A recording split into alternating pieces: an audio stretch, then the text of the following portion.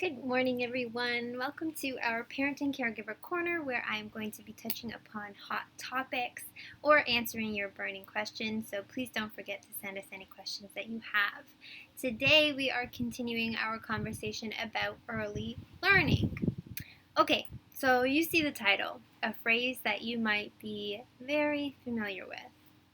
Is it my turn yet? Hey, that's mine. Don't touch that, right?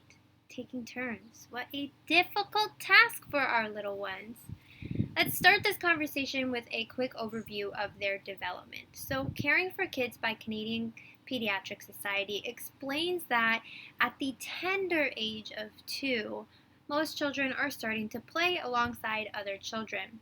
However, it's not until the age of 3 that kids start understanding the difference between mine and yours as they begin taking turns.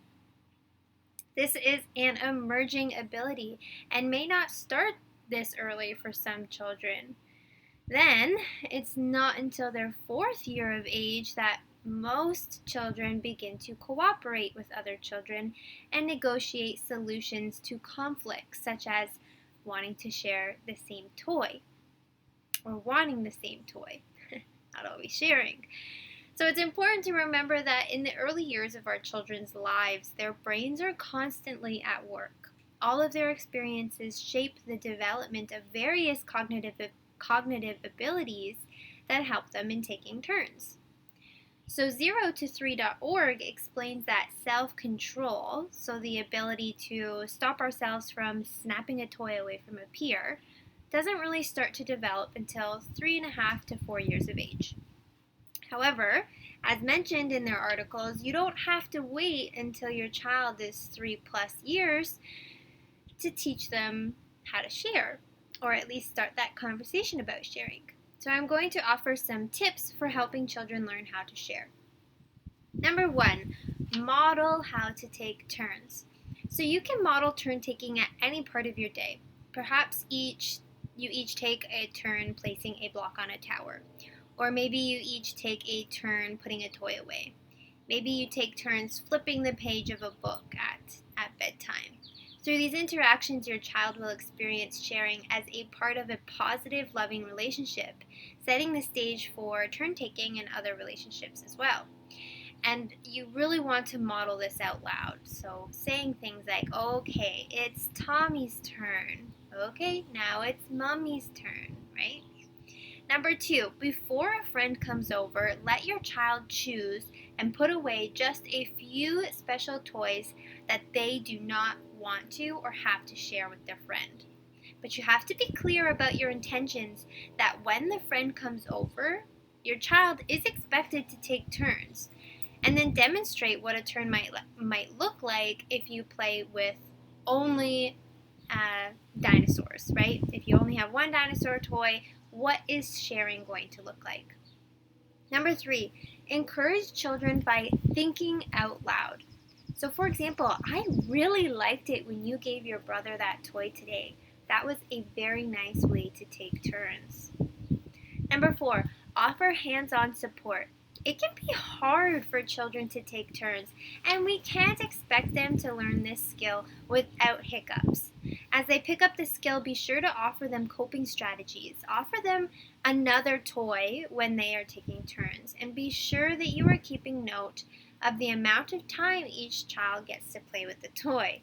It might even help to have a visible timer so the child can see that this sharing is equal. Number 5, reflect that you understand the struggle. And truly try to understand it. Be prepared for hitting, pushing, even biting. Be prepared to ensure safety first, and then respond by validating the feelings of both children in the situation. Number 6, encourage play activities that don't require sharing. So these are things like painting or playing outside, playing in sand and water. There's not one toy that the children have to battle for. Number 7, as your child grows, include them in problem solving around sharing. So you don't always want to be the referee in these situations, and it's good to let your child or children solve these problems on their own at times. So take the toy until they've figured out how to play together or how to share appropriately. This also provides structure that motivates children to work together on a solution. You can also do this in ways that help prepare children to problem solve. For example, we need to stir the batter for our cookies, but I only have 1 spoon. What should we do? Number 8, educate children or educate when the children are calm.